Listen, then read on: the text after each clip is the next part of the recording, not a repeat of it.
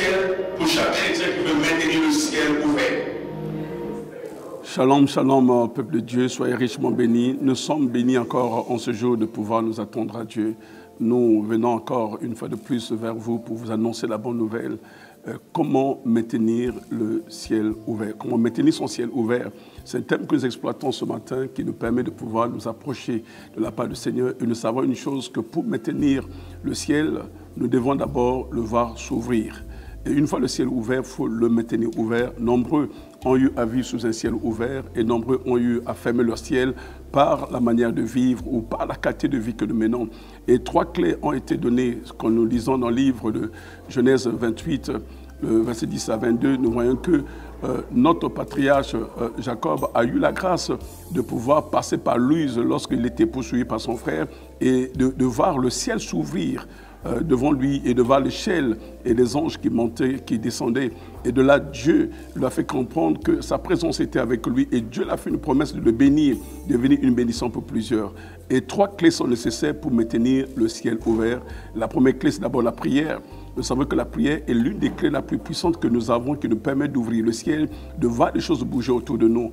Nombreux ont éteint leur vie de prière et il va le ciel fermer devant eux, il va les choses ne bougent plus, ils vivent une certaine calamité, nombreux vivent une souffrance. Ainsi, l'apôtre Jacques va nous dire que si quelqu'un parmi vous est malade, qu'il prie. Pour dire que si le ciel est fermé, c'est la prière qui peut ouvrir le ciel. C'est la prière qui peut ouvrir le ciel pour voir les anges monter avec des requêtes, descendre avec une réponse qui te permettra de pouvoir glorifier le nom du Seigneur.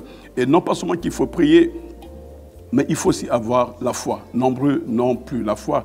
Ils prient, mais ils n'ont pas la foi. Nous voyons dans le livre de Hébreux 11, nombreux ont salué la promesse de Dieu de loin.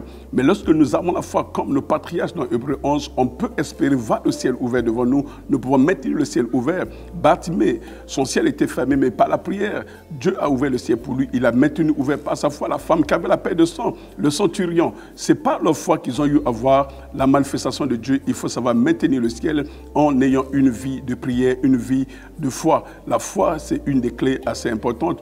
Et encore, une clé très importante pour maintenir le ciel ouvert, c'est les actions de grâce.